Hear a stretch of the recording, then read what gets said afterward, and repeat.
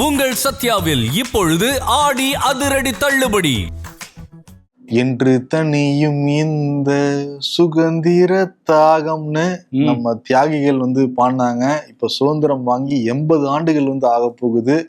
நம்ம இன்னைக்கு நம்மை நாமே ஆள்றோம், சுதந்திர காற்றை சுவாசிக்கிறோம் அப்படின்னா அதுல எண்ணிலடங்கா தியாகங்கள் இருக்கு. எல்லாரையும் நம்ம நினைவு கூறணும். நாளைக்கு இந்தியாவோட 80வது சுதந்திர தினம். பிரதமர் மோடி கூட அப்படி ஒரு ஸ்பீச் ரெடி பண்ணிருக்க மாட்டாரு போல, பாட்டுல ஆரம்பிச்சு நாடு முழுக்க கொண்டாட்டத்தெல்லாம் ரெடி ஆகிறாங்க. அதே சமயத்துல பாதுகாப்பும் பலப்படுத்தப்பட்டிருக்கு. மத்திய உளவுத்துறை நாடு முழுக்க பாதுகாப்பை பலப்படுத்துங்கன்னு எச்சரிக்கை கொடுத்துருக்காங்க. குறிப்பா நம்ம டிஜிபி உத்தரவின் பேர்ல தமிழ்நாடு முழுக்க 1.5 லட்சம் காவலர்கள் பணியில் இருக்க போறாங்களாம். பேருந்து, ரயில்வே நிலையங்கள், வணிக வளாகங்கள், அப்புறம் தேவாலயம், கோயில்கள், பள்ளிவாசல்கள் சொல்லிட்டு எல்லா இடங்களையும் பாதுகாப்பு போடப்பட்டிருக்கு. குறிப்பா சொல்லணும்னா தலைமைச் செயலகத்துல 5 அடுக்கு பாதுகாப்பு போடப்பட்டிருக்கு. நாளைக்கு முதல்வர் விஜய் முதலாக ராஜாஜி சாலையில கொடியேற்ற போறாரு. கோட்டையில கொடியேற்றுறாரா? ஆமா. நாளைக்கு அந்த பரேட்லாம் இருக்கும், கலை நிகழ்ச்சிகள் இருக்கும். அதே மாதிரி விஜயோட ஸ்பீச்சும் நாளைக்கு இருக்கும். சிங்கப்பெண்ணை பாட்டு இருக்குமா? விஜய் பாட்டு இல்லாமலா? அதனால அந்த அணிவகுப்பு மரியாதை அதெல்லாம் ஏத்துக்க போறாரு முதல்வர் விஜய். அதே மாதிரி டெல்லியில அந்த அணிவகுப்பு அதெல்லாம் நடக்க போகுது. அங்க பிரதமர் மோடி அவரும் பேசுறதுக்கு தயாராகிக்கிட்டு இருப்பாரு. இன்று மாலை ஒரு 7 மணி அளவுல நாட்டு மக்களுக்கு குடியரசுத் தலைவரும் இந்த சுதந்திர தினத்தை ஒட்டி ஒரு ஸ்பீச் கொடுக்க போறாங்க. இந்த சுதந்திர தின விழா சென்னை உயர்நீதிமன்றம், மதுரை கிளை, அப்புறம் நீதித்துறை இதுலெல்லாம் நடக்க போகுது. அதுக்கு ஒரு சுற்றறிக்கை நீதிமன்ற பதிவாளர் வெளியிட்டிருக்காரு. அதுல என்ன சொல்லியிருக்காங்கன்னா, தேசிய பாடல், அதாவது வந்தே மாதரத்தோட தொடங்கி தேசிய கீதத்தோட முடியும் அந்த விழாக்கள், அந்த நிகழ்ச்சிகள் அப்படின்னு சொல்லியிருக்காங்க.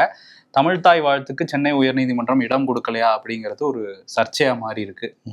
இன்னைக்கு அதிமுக சார்புல விவசாயிகளுக்காக தமிழ்நாடு முழுக்க மாவட்ட தலைநகரங்கள்ல போராட்டம் பண்ணியிருக்காங்க. அதுல போய் தஞ்சையில கலந்துருக்காரு எடப்பாடி பழனிசாமி, அதிமுகவுடைய பொதுச் செயலாளர். சேலத்துல கலந்துகிட்டு இருக்கலாமே, ஏன் தஞ்சையில கலந்துக்கிறாரு? தஞ்சையில டெல்டானா விவசாயி.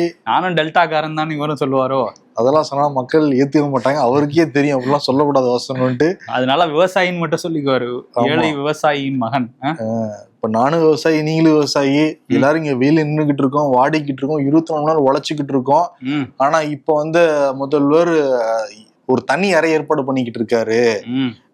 இதே சிஎம் அறையில தான் அண்ணா இருந்தாரு, அதற்கு பிறகு கலைஞர் இருந்தாரு, புரட்சி தலைவர் எம்ஜிஆர் இருந்தாரு, அம்மா இருந்தாங்க, உங்களால நானும் இருந்தேன், புரட்சி தமிழர் நானும் இருந்தேன், ஸ்டாலின் இருந்தாரு, எனக்கு அப்புறம் ஸ்டாலின் இருந்தாரு. ஆனா இப்ப அந்த அறையெல்லாம் வேணாம், எனக்கு ஒரு சொகுசான நவீன அறை தான் வேணும்னு ஏற்பாடு பண்ணிக்கிட்டு இருக்காங்க. நடிகர் அப்படிதானே இருப்பாரு. பட் விவசாயிகள் இங்க வாடிக்கிட்டு இருக்கோம், இதெல்லாம் அவர் கொஞ்சம் கூட புரியாது, இந்த அரசாங்கத்துக்கு ஒண்ணுமே தெரியலன்னு சொல்லிட்டு திட்டி கூச்சாரு. ரீல்ஸ் போட தான் தெரியும் இந்த அரசாங்கத்துக்கு அப்படிங்கிற மாதிரி எல்லாம் பேசியிருக்காரு எடப்பாடி பழனிசாமி. இந்த போராட்டம் மற்ற மாவட்டங்களையும் நடந்திருக்கு. ஏற்கனவே வேலுமணி அண்ட் கேங் நாங்க போக முடியாது போராட்டத்துக்கு, ஆனா ஆதரவு அப்படின்னு சொல்லியிருந்தாங்க. இதுலதான் ஒரு ட்விஸ்ட். நமது அம்மா நாளிதழ்ல நிறுவனர்கள் யாரு அப்படின்னு பாக்குறப்ப எடப்பாடி பழனிசாமி, வேலுமணி அண்ட் எஸ்பி வேலுமணி. இது எந்த செய்தி முன்னாடி வரும்னு பார்க்க ரொம்ப ஆர்வமா இருந்தது. அந்த பத்திரிகையை வாங்கி பாக்குறப்ப மேல எடப்பாடி பழனிசாமியுடைய ஸ்பீச் போராட்டம். அதுக்கு தானே இது பதில். அது போராட்டம் கிடையாது, அதான் மேட்ரு. தொகுதி மறுவரையரை பத்தி பேசியிருந்தாப்ல இல்ல, அதை போட்டாங்க. 3 நாளைக்கு முன்னாடி இருக்கிற செய்தி எடுத்து மேல வச்சுட்டு கீழே நத்தம் விஸ்வநாதன், எஸ்பி வேலுமணி கூட்ட அறிக்கையை போட்டாங்க. ரெண்டாவது போக இன்னொரு ட்விஸ்ட், தினகரன் ஒரு ஸ்டேட்மெண்ட் கொடுத்துருக்காரு, அதை வரவேற்று அந்த செய்தியை வெளியிட்டு இருக்காங்க அரை பக்கத்துக்கு. அதுதான் அவங்கதான் தினகரன் தான் வரவேற்றுக்கிட்டு இருக்காங்களே வாங்க அப்படின்னு சொல்லிட்டு. எவ்வளவு கட்சிகளை பார்த்து இப்படி ஒரு கட்சியை பார்த்ததே இல்லை. ஆமா, நமது அம்மா அப்படிங்கறத வச்சு அவங்க ஒரு அரசியல் பண்ணிட்டு இருக்கிறாங்க. இன்னொரு பக்கம் திமுகலையும் போராட்டம் நடத்தியிருக்காங்க. ஆமா, இந்த கோவையில அமுதன்கிற மாணவர் 20 மாணவர்கள் தாக்கி இறந்து போனாங்க. அந்த மாணவருக்கு நீதி கேட்டு உண்மையை மறைக்க கூடாது அப்படிங்கிறதுக்காக திமுக மாணவர் அணி சார்பில் அங்க போராட்டம் நடத்தப்பட்டது கோவையில. ஓகே. ஆமா. இன்னொரு பக்கம் கனிமொழி திமுகல அங்க நாடாளுமன்ற மழைக்கால கூட்டத்தொடர் நல்லபடியா முடிஞ்சிருக்கு. அதுக்கு டீ பார்ட்டி அரேஞ்ச் பண்ணியிருந்தாரு ஓம் பிர்லா. அதுல போய் டீ குடிச்சிட்டு வந்திருக்காங்க கனிமொழி. இப்ப நிருபர்கள் கனிமொழிகிட்ட கேட்கறப்ப, ஏங்க சபாநாயகர்கிட்ட டீ குடிச்சாலும் சர்ச்சையா ஏன் மாத்துறீங்க? இடம் மாற்றம் தொடர்பா நான் போய் அவர்கிட்ட பேச போனேன், அவ்வளவுதான். அதுல இடம் மாத்திட்டாங்கல்ல, அதுக்கு நன்றி சொல்ல போனாங்க. இடம் மாத்திட்டாங்க, பட் நாடாளுமன்றம் முடியறப்ப எதுக்கு போய் அதை பத்தி பேச போறாங்க நமக்கு தெரியலன்னு வச்சுக்கோங்க. டீ குடிக்கணும்னு தோணிருக்கும், போயிருப்பாங்க. அது வீட்டுல கூட குடிச்சிருக்கலாம். சரி, அதே மாதிரி இந்தியா கூட்டணியில திமுக இல்ல, என்டிஏல தான் இருக்கு, அதையும் அவங்க சொல்லல. இது ஒரு சர்ச்சையா மாத்தாதீங்கன்னு சொல்லிட்டு அப்படியே கடந்து போறாங்களாம். அந்த பதிலையுமே அவங்க கடந்து நடந்துகிட்டே தான் அந்த பதிலையுமே வந்து சொல்றாங்க. இப்ப டிஎம்கே வந்து கிளியரா தெரியுது வேற ரூட் எடுக்க போறாங்க அப்படின்னு சொல்லிட்டு ஏற்கனவே கனிமொழி சோமு சொல்லியிருந்தாங்க, நண்பனும் இல்லை எதிரியும் இல்லை அப்படின்னு சொல்லிட்டு. வானதி சீனிவாசனும் சொன்னாங்க. இப்ப கனிமொழி கருணாநிதி சொல்லாம சொல்றாங்க போல தெரியுது. இந்தியா கூட்டணியில திமுக வந்து இல்ல, டீ குடிச்சிருக்கோம், சர்ச்சையா மாத்தாதீங்க அப்படின்னு. காங்கிரஸ் மட்டும்தான் இருக்கு இந்தியா கூட்டணிங்கிற மாதிரி சொல்லியிருக்காங்க, நாங்க இல்லைன்னு. இன்னொரு பக்கம் பார்க்கும்போது கட்சி ரீதியாகவும் சில அதிரடி மாற்றங்கள் வரலாம் அப்படின்னு சொல்றாங்க. உதயநிதி ஸ்டாலின் செயல் தலைவராவார்னு நம்ம முன்னாடியே ஷோல சொல்லியிருந்தோம். அதுக்கான அறிவிப்பு கூட கூடிய விரைவில் வந்துடலாம் அப்படிங்கறது சொல்றாங்க. அப்ப இளைஞரணி செயலாளரா யாரை போடுவாங்க அப்படிங்கிற ஒரு டாபிக்கும் போயிட்டு இருக்கு. அன்பில் மகேஷ் கூட அந்த வாய்ப்பு கிடைக்கலாங்கிற மாதிரிலாம் அறிவாலயத்துக்குள்ள பேசிக்கிட்டு இருக்கிறாங்க. இந்த வாரத்துல கூட ஏதாவது தெரிய வரலாம், நம்ம வெயிட் பண்ணி பார்ப்போம். பொதுச் செயலாளர் யாரோ மாத்துவாங்க, அவரு தான் பிடிச்சிக்கிட்டு இருக்காரு அந்த பதவியை. எம்எல்ஏ தான் இல்லை, எனக்கு இதையாவது கொடுங்கன்னு துரைமுருகன் வந்து அதுக்கும் ஒரு சண்டை நடந்துகிட்டு இருக்கதா தான் சொல்றாங்க. பாப்போம். பொதுச் செயலாளருக்கும் அங்க ஹெவி காம்படிஷன் இருக்கு. ஏன்னா துணை பொதுச் செயலாளர்களே அவ்வளவு பேர் இருக்காங்க. ஒருவேளை அத்தைக்கு கொடுத்து, கனிமொழிக்கு பொதுச் செயலாளர் பதவி கொடுத்து செயல் தலைவரா வந்து உதயநிதி ஸ்டாலின் இருக்கலாம், தலைவரா வந்து மு.க. ஸ்டாலின் இருக்கலாம். அப்படி ஒரு என்ன நடக்குதுங்கிறதெல்லாம் போக போகதான் தெரியும். நாட்கள்ல வந்து தெரிஞ்சிடும். விரலூட்டு என்ன கூடிய நாட்கள்ல கூட அறிவிப்பு வரலாம் சொல்றாங்க. ஆமா, அமைப்பு செயலாளர் RS பாரதி இருக்காருல்ல, அவர் வந்து திரும்பியும் வந்திருக்காரு. அவர் அந்த சைதாப்பேட்டையில் நடந்த கூட்டத்துல சைதாப்பேட்டை மக்கள் வந்து மா சுப்பிரமணியமுக்கு அவ்வளவு பண்ணியும் அவருக்கு சுப்பிரமணியனுக்கு வாக்கு போடல அப்படிங்கிறதுனால என்ன சொல்லியிருக்காரு அப்படின்னா, இங்க சைதாப்பேட்டை வாக்காளர்களுக்கு நல்ல சாவே வராது அப்படின்னு சொல்லிட்டு பேசிக்கிட்டு இருக்காரு. நல்லா சாப்பிட்டு இருக்காரு. RS பாரதி ஒரு ஆள் வந்து போதும். ஏற்கனவே முன்னாள் முதல்வர் குளத்தூர்ல சொந்த தொகுதியில தொத்து போனாப்புல, இப்ப மாசுனி தொத்துதான் போயிருக்காரு. இப்ப இந்த ஸ்பீச் எல்லாம் எல்லா பக்கம் போச்சுன்னு வச்சுக்கோங்களேன். ஓ, மக்களுக்கே நீங்க சாப்பிடுறீங்களா அப்படின்னு சொல்லி ஓட்டு போட்டா நல்லா இருக்கும், நாசமா போகணும் மக்கள்னா, மக்கள் மேல உங்களுக்கு என்ன அக்கறை இருக்குங்கிறதே இது வெளிச்சம் போட்டு காட்டுது. நேத்து முதலீட்டாளர்கள் மாநாடு நடந்தது. நாங்க 100 நாள்ல 1 லட்சம் கோடிக்கு மேல முதலீடுகளை ஈர்த்திருக்கோம்னு சொல்லி டிவிக்கு அரசாங்கம் அறிவிச்சிருந்தாங்க. இப்ப TRB ராஜா, முன்னாள் தொழில்துறை அமைச்சர், திமுகவை சேர்ந்தவர், என்ன சொல்றாரு அப்படின்னா, இவங்க வந்து இந்த புரிந்துணர்வு ஒப்பந்தம்லாம் போட்டிருக்கேன்னு சொல்றாங்க. இந்த 97 புரிந்துணர்வு ஒப்பந்தங்களுக்கான அதிகாரப்பூர்வ பட்டியல் ஏன் வெளியிடல அப்படிங்கிற கேள்வி எழுப்பியிருக்காரு. அது மட்டும் இல்லாம அதுல வந்திருக்கிற முதலீடுகள் எல்லாமே எங்க ஆட்சியில 75% கிட்டத்தட்ட அந்த முதலீடுகள்ல 75% எங்க ஆட்சியில கொண்டு வந்ததுதான். அதுதான் இப்ப வந்து இவங்க சொல்லிக்கிட்டு இருக்காங்க. இவங்க புதிய முதலீடுகளை எங்க ஈர்த்தாங்க அப்படிங்கிற மாதிரி எல்லாம் கேள்வி எழுப்பியிருக்காரு. ஆமா, திமுக குறிப்பா என்ன சொல்றாங்கன்னா, 1 லட்சம் கோடி நீ பார்த்த, அதனால வந்து அந்த பட்டியல் வேணும் அப்படின்னு வந்து கேட்டுக்கிட்டு இருக்காரு. நீங்களும் முன்னாடி சொன்னப்ப நாங்க நம்பிட்டு தான் இருந்தோம், இப்பயும் நம்ப வேண்டியதா இருக்கு. என்ன பண்றது இந்த அரசியல்வாதிகளோட. சரி, அதே மாதிரி இந்த மருத்துவ படிப்பு கலந்தாய்வு அந்த கூட்டத்துல கலந்துகிட்டாரு சுகாதாரத்துறை அமைச்சர் அருண்ராஜ். அதுல வந்து பேசுறப்ப மாற்றுத்திறனாளிங்கிற வார்த்தைக்கு பதிலாக ஊனமுற்றோர் வார்த்தையை வந்து அங்க சொன்னாரு. பலத்த கண்டனங்கள்லாம் வந்து எழுந்தது. இப்போ அதனால வந்து என்னை மன்னிச்சிருங்கன்னு சொல்லிட்டு எக்ஸ் தளத்துல ஒரு பதிவு வந்து அவர் போட்டிருக்காரு, வருத்தம் தெரிவிச்சுக்கிறேன்னு வந்து சொல்லியிருக்காரு. ஓகே. இன்னொரு பக்கம் வந்து சொத்து வரியை உயர்த்திட்டாங்க சென்னை மாநகராட்சி அப்படிங்கிற ஒரு சர்ச்சையும் ஓடிட்டு இருந்தது. இப்ப அந்த மறு மதிப்பீட்டு நடவடிக்கையை தற்காலிகமா நிறுத்தி வைக்கிறோம். உயர்த்திட்டாங்க, அதை வந்து நிறுத்தி வைக்கிறோம். கடும் எதிர்ப்பு வந்தோன்னா இப்ப நிறுத்தி வைக்கிறோம் அப்படின்னு வந்து அறிவிச்சிருக்கிறாங்க. சென்னை மாநகராட்சியில என்ன சொல்றாங்கன்னா, இதுக்கப்புறம் அதை பத்தின உத்தரவு தமிழ்நாடு அரசு சார்பில் வெளியாகும் அப்படிங்கிற மாதிரி சொல்றாங்க. ஏற்கனவே மாநகராட்சிக்கும் தமிழ்நாடு அரசுக்கும் ஒரு கோஆர்டினேஷனே இல்லை அப்படிங்கிறதுனால இது ஒரு தலைவலியா தான் இருக்கு. ஏற்கனவே கரண்ட் பில் சர்ச்சை ஓயல. ஆமா, வைஷாலிங்கிற ஒரு சீரியல் நடிகை, அவங்க வந்து கரண்ட் பில் அதிகமாயிடுச்சுன்னு போட்டதான் போட்டாங்க. டிவிக்காரங்க வந்து சரமுறையா அவங்க ட்ரோல் பண்ணிக்கிட்டு இருக்காங்க. இந்த சூழல்ல சொத்து வரி உயர்வுன்னு இதுக்கு காரணம் டிவிக்கு அரசாங்கம் ஃபோக்கஸ் பண்ணப்ப இல்ல இது மாநகராட்சி கண்ட்ரோல் இருக்கிறது டிஎம்கே தான் அப்படின்னு வந்து ஆட்சிக்கு கெட்ட பேர் வரட்டும்னு சொல்லிட்டு அவங்க பண்ணிட்டாங்கன்னு சொல்றாங்க. 2 பேரும் மாத்தி கையை காமிச்சிருக்கிறாங்க.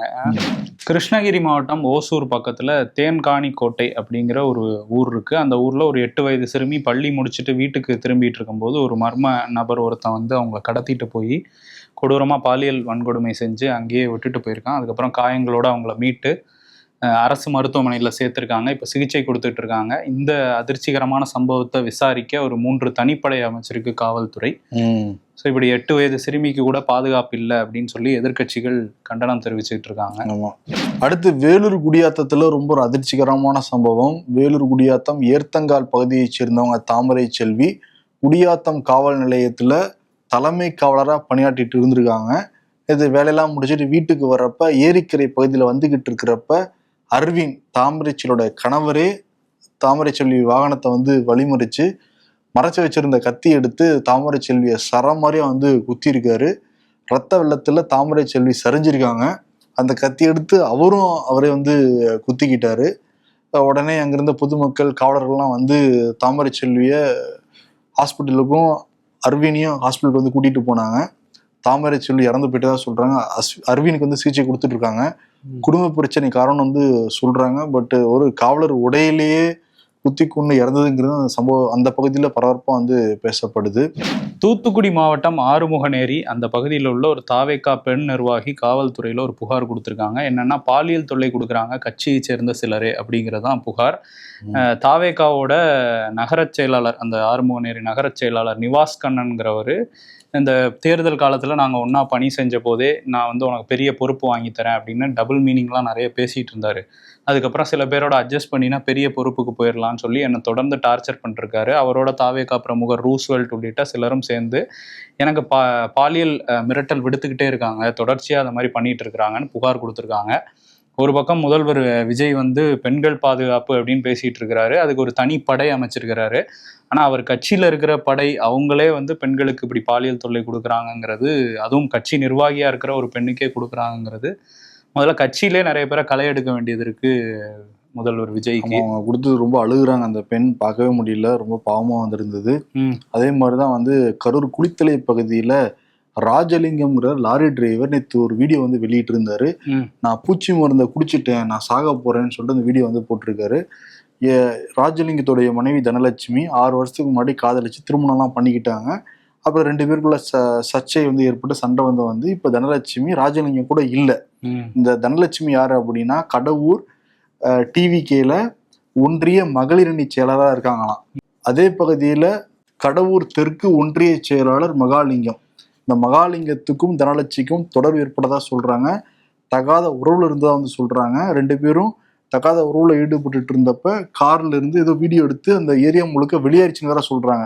இதை பார்த்தா ராஜலிங்கம் என்னால வெளியில தலை காட்ட முடியல, என் மனைவி எனக்கு துரோகம் பண்ணிட்டா அப்படின்னு சொல்லிட்டு காவல்துறையில புகார்லாம் கொடுத்துருக்காங்க போல தெரியுது. காவல்துறை நடவடிக்கை இல்லை, நான் வந்து சாக போறேன்னு சொல்லிட்டு பூச்சி மருந்து வந்து குடிச்சிருக்காரு. இப்போ இந்த வீடியோக்கெல்லாம் பார்த்த உறவினர்கள் நண்பர்கள் வந்து ராஜலிங்கத்தை வந்து கூட்டிட்டு கரூர் மருத்துவமனையில் அனுமதிச்சு சிகிச்சை வந்து கொடுத்துக்கிட்டு இருக்காங்க. இப்போ தனலட்சுமி தரப்பு வந்து என்ன சொல்றாங்க அப்படின்னா, இல்லை என் ஹஸ்பண்ட் மேலே பொய்ப்புகார் வந்து கொடுக்குறாரு அப்படின்னு அவங்க வந்து சொல்லியிருக்காங்க. இதுவுமே இப்போ எடுத்து போட்டு பார்த்தீங்களா டிவிக்கு எல்லாம் இப்படிதான் இருப்பாங்க அப்படிங்கிற மாதிரி போட்டுக்கிட்டு இருக்காங்க. கோவையில் இப்போதான் பார்த்தோம், அமுதன்கிற ஒரு கல்லூரி மாணவர் 20 பேர் வந்து சேர்ந்து அடிச்சு கொண்டதை. இப்ப என்னன்னா கோவையில பாப்பநாயக்கம்பாளையத்துல சாந்திங்கிற 58 வயசு மதிப்புடைய ஒரு வயதான முதிய பெண் வீடு புது மர்ம நபர்களால் தாக்கப்பட்டு அவங்களும் உயிரிழந்திருக்காங்க. கோவையில் இந்த மாதிரி மர்ம நபர்களால் தாக்கப்பட்டு உயிரிழக்கிற சம்பவங்கிறது ரொம்ப அதிகமாக வந்து போயிட்டு இருக்கிறதா தகவல் வருது. காவல்துறை தனிப்படை அமைச்சு இதெல்லாம் தேடிட்டு இருக்காங்க. இன்னொரு பக்கம் வந்து என்னன்னா தஞ்சாவூர்ல பாபநாசம்ங்கிற பகுதியில ரயில்வே ட்ராக் இருக்காங்க. அவங்க வந்து ஒரு தற்கொலைக்கு வந்து முயன்றிருக்காரு. அங்கிருந்த கேட் கீப்பர் ராகுல் அந்த முயன்றவர் தடுக்க முயற்சி பண்ணியிருக்காரு. கடைசியில் 2 பேருமே வந்து ரயில் மோதி 2 பேருமே இறந்துருக்காங்க. அவன் அந்த ராகுல் ஊபியை வந்து சேர்ந்தவர். 6 வருஷம் கல்யாணம் வந்து நடந்துதான்.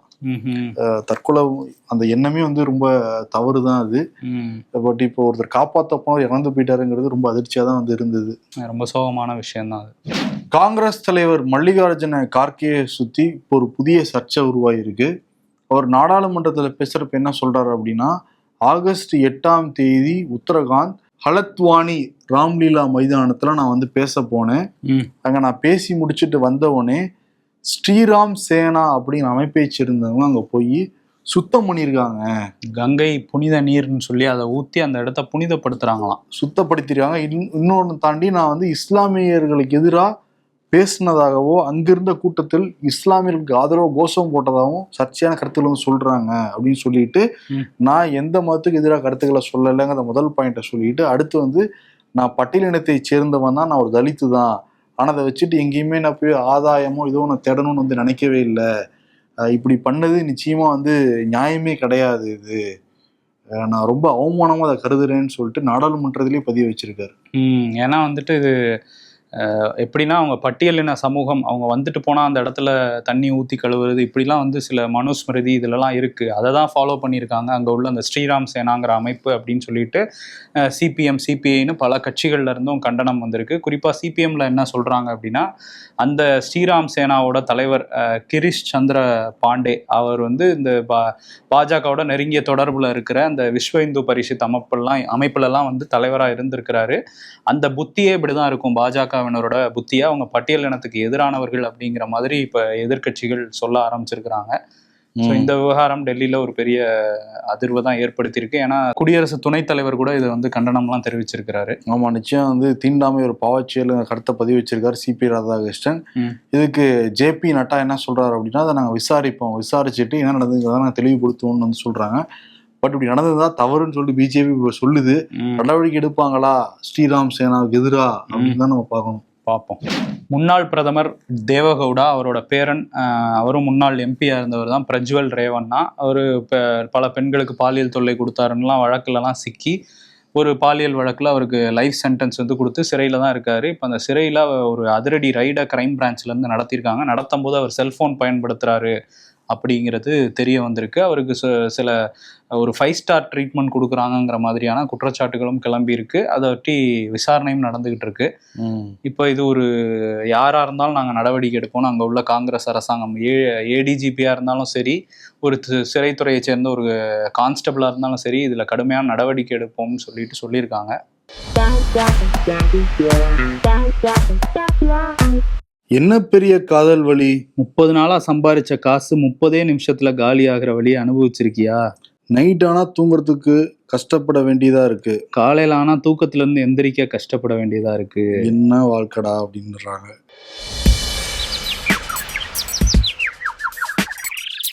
ஆபீஸ்ல எல்லா வேலையும் பார்க்க தெரிஞ்ச மாதிரி எப்படி நடிக்கிறதுன்னு இன்னைக்கு நாம பார்க்க போறோம்னு போட்டிருக்காங்க.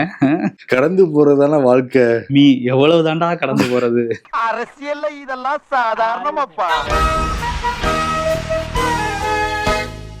இன்னைக்கு வருது ஸ்டாலின், கனிமொழி, உதயநிதி.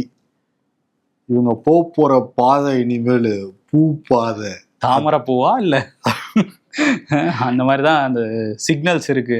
ஆமா, அதனால இனி பூ பாதை அப்படின்னு முடிவெடுக்கிற மாதிரி தெரியுது. பாப்போம், செயல் தலைவர் இவங்கெல்லாம் புதுசா நியமிச்சதுக்கு பிறகு புது ரத்தம் பாஞ்ச உடனே எங்க போறாங்கிறத நம்ம பார்க்கத்தானே போறோம். ரத்தம் கலர் என்ன காவியா, அதெல்லாம் போக போக தெரியும். இப்போதைக்கு இந்த விருதை கொடுத்துட்டு கிளம்புவோம். நன்றி. உங்கள் சத்யாவில் இப்பொழுது ஆடி அதிரடி தள்ளுபடி.